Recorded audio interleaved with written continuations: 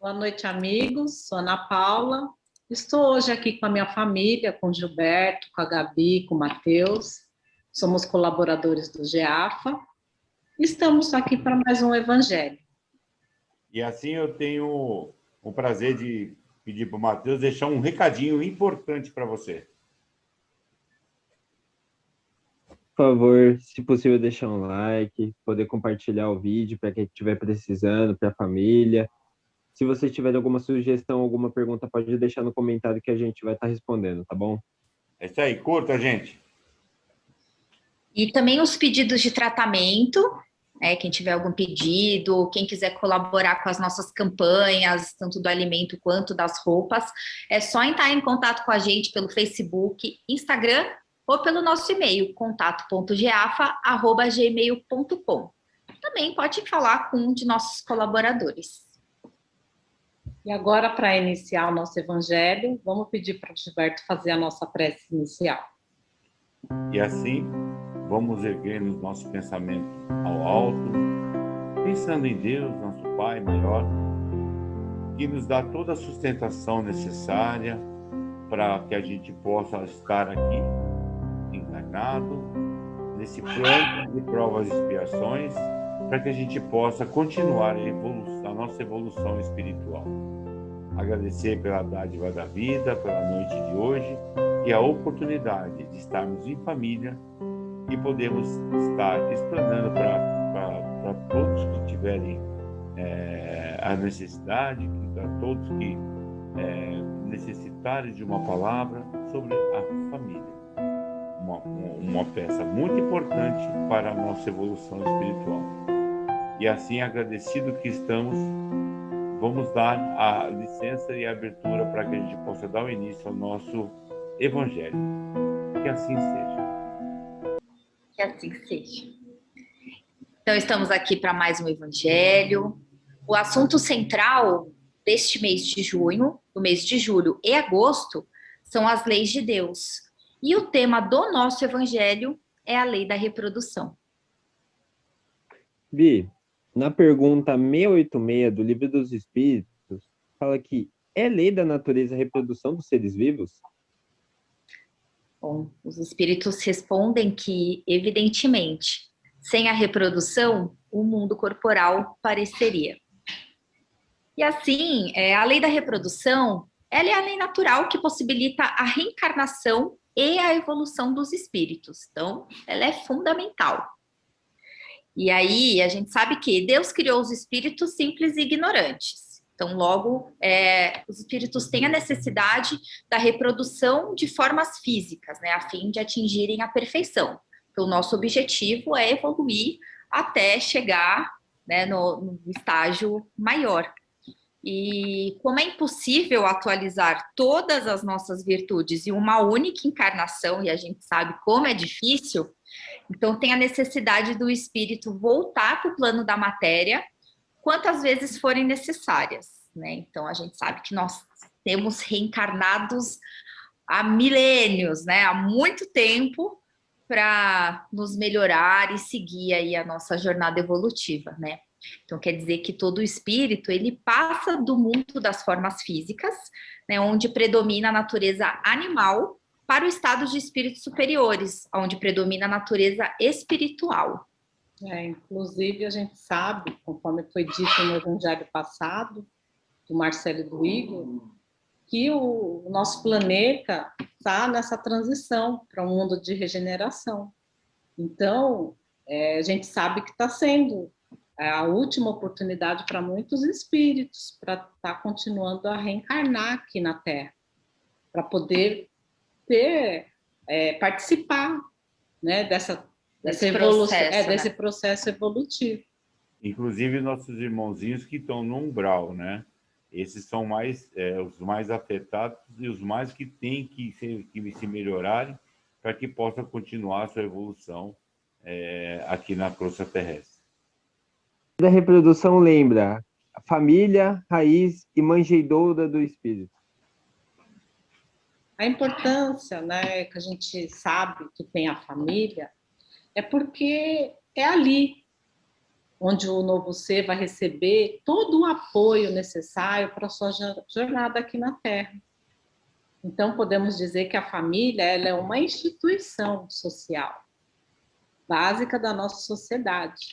É onde se inicia todo aquele processo educativo, onde a gente vai ter a noção de convivência, de respeito, de olhar mais para o nosso próximo, de aprender a se resignar diante de situações difíceis, complicadas, que vai aparecer no decorrer da nossa história.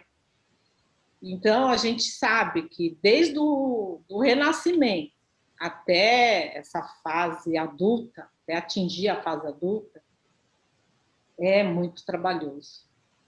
E exige muito dos pais.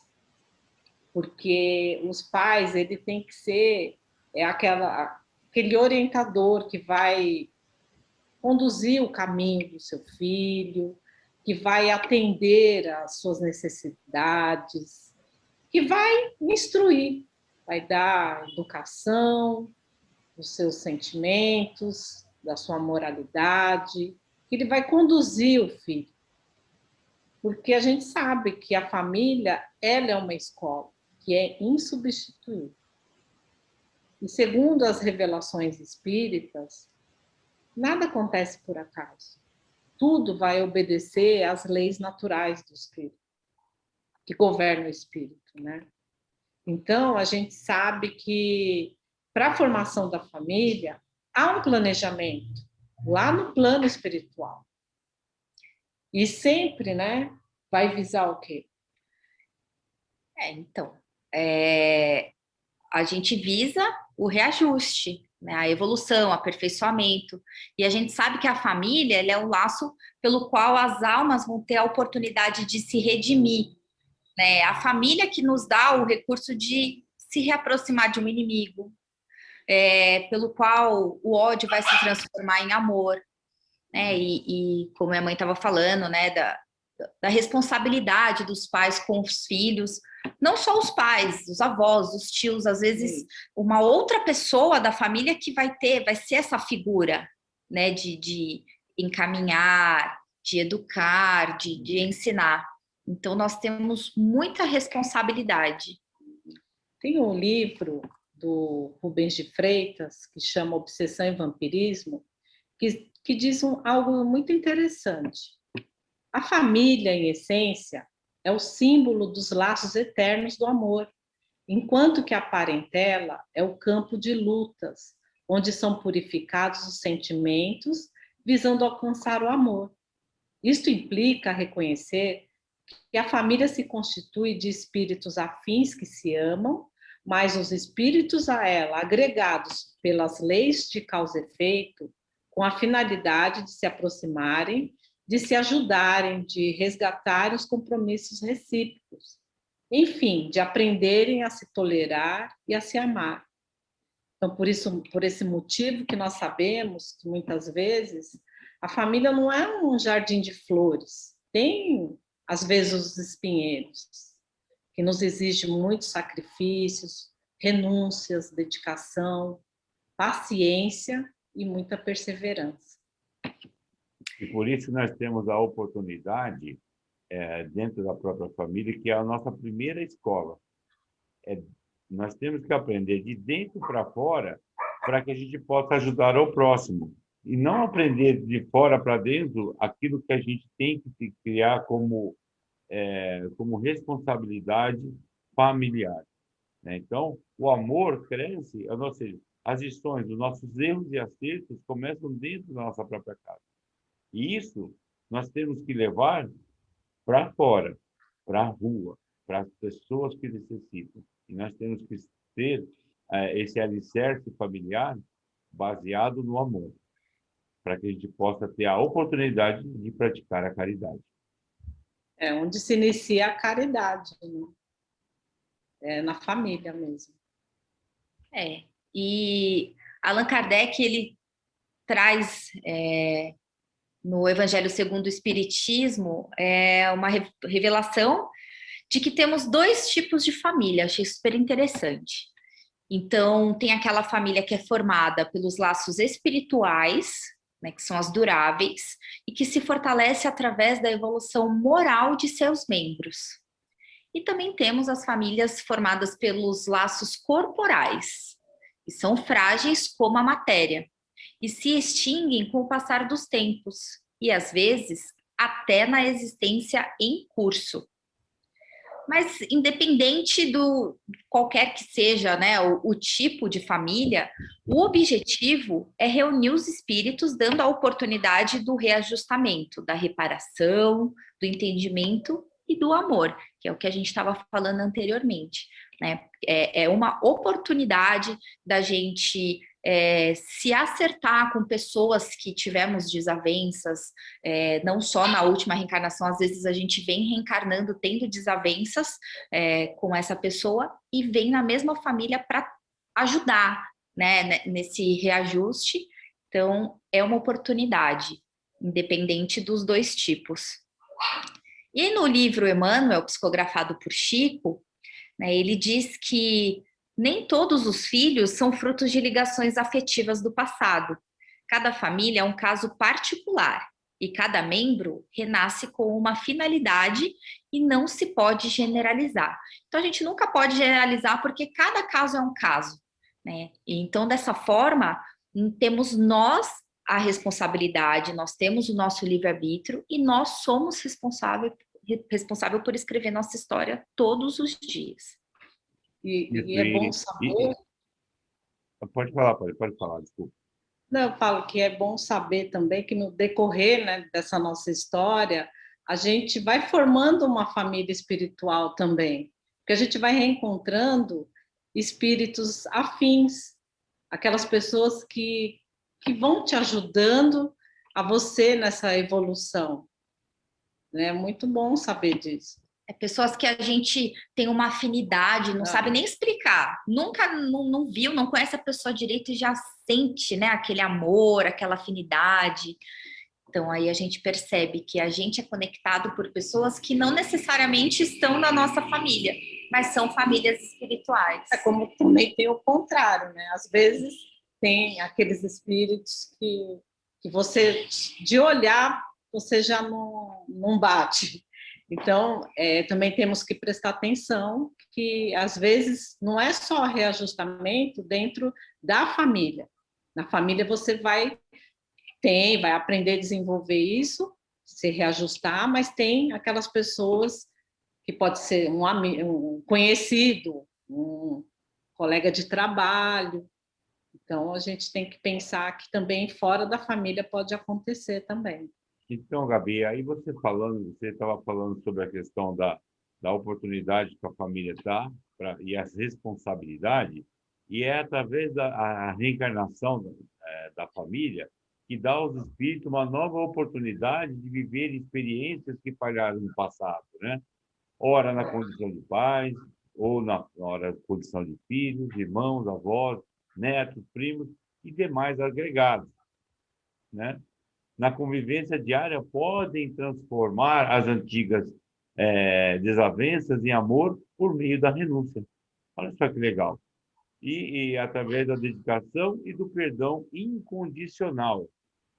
Então, você aceita aquele espírito, aquela pessoa, como sendo como ela é, porque nós sabemos assim, que muitas famílias, às vezes, têm muito mais filhos, e cada filho é de um jeito. Vocês já ouviram falar de que, nossa, você tem vários filhos, cada um de um jeito, mas a manjedora disso tudo, sabe lidar e criar cada um do seu jeito. Então, eu vejo que a mãe faz um papel extremamente importante nesse elo da criação e desenvolvimento familiar. Porque ela, mais do que nunca, interpreta e entende como são cada espírito, cada pessoa. E nisso ela vai cuidar como se fosse uma personal mãe, né? Então, dedicação, amor, podendo ser alternar em outras reencarnações conforme a necessidade. Ora como filho, ora como pai, etc. Então, muitas vezes, hoje eu nasci seu pai, A Gabriela pode vir como minha mãe, minha tia, assim, é de acordo com a nossa necessidade, porque as leis, a lei de Deus não são falhas. Embora a gente não as tenha escrito, não as veja, mas são leis naturais para a evolução do espírito. Ao formar uma família, os futuros pais comprometem a receber como filhos espíritos com os quais se compromete a amparar e a conduzir na existência, ou seja, alertar os cuidados necessários para que eles atinjam os seus objetivos, para que sejam bem-sucedidos em suas reencarnações. Os que têm que lembrar que são modelos para os seus filhos, o exemplo fala mais alto do que qualquer argumentação. É o que a gente sempre fala isso, né? Que nós somos exemplos, principalmente dentro da família. Se a gente é exemplo para as pessoas de fora, para a família, então, por daí a responsabilidade da gente praticar, não só falar. Principalmente quando é criança. A criança, ela muitas vezes repetem as coisas, né, que vê os pais fazendo. Então, tá aí a responsabilidade que cada um tem. E criar filhos, por exemplo, não significa mimar com excesso de zelo e carinho, né? Resolver seus problemas dessa forma. Evitar as experiências difíceis, tornar o seu lugar em determinada circunstância e sim torná-los conscientes da necessidade do trabalho e do benefício do bem geral, cooperando com Deus e Jesus na obra da regeneração de toda a humanidade. Ou seja, nós não somos donos de ninguém. Nós somos responsáveis por aquele espírito, para transformá-lo numa pessoa em que ele possa conduzir a sua própria vida com responsabilidade para o caminho da evolução do espírito, ou seja, na prática do bem. Sempre. Porque as pessoas confundem zelo com você proteger o filho de ter as experiências, de passar né, pelas experiências. Escolher por ele, né? Quando, na verdade, você tem que orientar, guiar, mas tem que deixar ele livre para viver as experiências. Você tem que confiar no exemplo que você passou, e confiar em Deus. Daí a importância de você colocar Deus no dia a dia do seu filho, Jesus, né? E todos os ensinamentos. Criar filhos não é passar a mão na cabeça, e sim, como foi dito, orientá-lo. Orientá-lo para que ele possa cada vez mais, até mesmo, ter a experiência, mas com consciência. Sabendo que aquilo é um risco, ele pode acertar e errar, ter vivido aquela experiência, porém, e acho que é pior ainda, porque quando a pessoa faz consciente, erra 2 vezes, né? Aí já é burrice. Então, cabe a gente mostrar que, olha, aquela pessoa que está sob minha responsabilidade está orientada, já está sabida, vai errar por livre e espontânea vontade, né? E os pais, seguindo como base o Evangelho de Jesus, encontrarão os meios adequados para a formação dos seus filhos, que um dia também serão pais, né? Só que tem pais que abandonam a responsabilidade de educar os filhos, transferindo a terceiros. Estes, os orientadores, com suas próprias noções diferentes das desejadas. Por exemplo, quantos pais hoje saem para trabalhar e deixam na mão da empregada? E você quer amanhã mais tarde que ele tenha a sua educação, as suas expectativas, daquilo que você acha que é certo e errado da vida? Claro que não. É lógico que aquela criança foi uma criança que foi apenas colocada sob sua responsabilidade, mas sob custódia de terceiros, porque você não teve tempo. Você trocou a responsabilidade de educar o seu filho, talvez pelo bem material, ou qualquer coisa, qualquer que seja. Infelizmente, é isso que acontece. Bom. Por isso que é bom você iniciar no seu lar o Evangelho no lar com seus filhos, desde pequenininho, já vai ensinando, porque é dessa forma que você vai começar a entender as leis de Deus, e sabendo que a prática dessas leis é muito importante, e ela realmente tem que iniciar dentro do seu lar mesmo. E ela é muito importante porque você tem que estender isso para a humanidade, porque esses filhos vão para a sociedade, vão viver com as pessoas, né? Isso mesmo. E a família também nos traz que, assim, quando tem aquela pessoa em que você tem menos afinidade, que você bate de frente, discorda, é essa pessoa que você tem que insistir, que você tem que dar muito amor, porque a gente sabe que é um desajuste. Então, a gente sabe como tem pessoas na nossa família que a gente tem uma facilidade de convívio e aquelas que a gente tem uma dificuldade. Então, esse evangelho nos traz que nós temos que nos empenhar mais com essas pessoas, porque são elas que precisam mais da nossa atenção, da nossa dedicação, da nossa renúncia, né? E não se afastar. E lembrar que, às vezes, nós fomos como diz, o algoz do passado dessa pessoa. Não ela, nós. A gente não pode também cobrar aquilo de quem não tem para dar. Muitas vezes, muitos pais, muitos jovens ainda, constituem famílias sem ter se desenvolvido ainda ou pronto para a sociedade. Então, muitas vezes, a família já nasce desestruturada e, consequentemente, seus filhos também ficarão com uma falta de uma estrutura, ou seja, vai ter que ter muito mais, vão ter que trabalhar um pouco mais para que ela esteja preparada da forma que a gente conhece no caminho do amor e da caridade. Essas famílias estão com falta por conta dessa antecipação, que os pais não se programaram em ter os filhos para poder, e nem se prepararam para ter essa responsabilidade. Quem foge da responsabilidade é cobrado. Aí tem que voltar uma outra vez, como a gente viu, até acertar, cumprir a sua tarefa adequadamente. Vai repetir de ano várias vezes. Então, e agora a gente está caminhando para o final do nosso evangelho, aí eu vou pedir para o Mateus para ele ler um poema que está no livro Cartas do Evangelho, que foi psicografado pelo Chico, que chama Carta às Famílias, de Casimiro Cunha. Carta à Família. É certo que sobre a terra, na luta de expiação, muitas vezes o lar se forma para a dor da redenção. Por vezes os inimigos das existências passadas recebem o mesmo sangue em lutas amarguradas. É o resgate doloroso. A algema, no futuro, transforma o ódio tigrino em tesouro amor puro.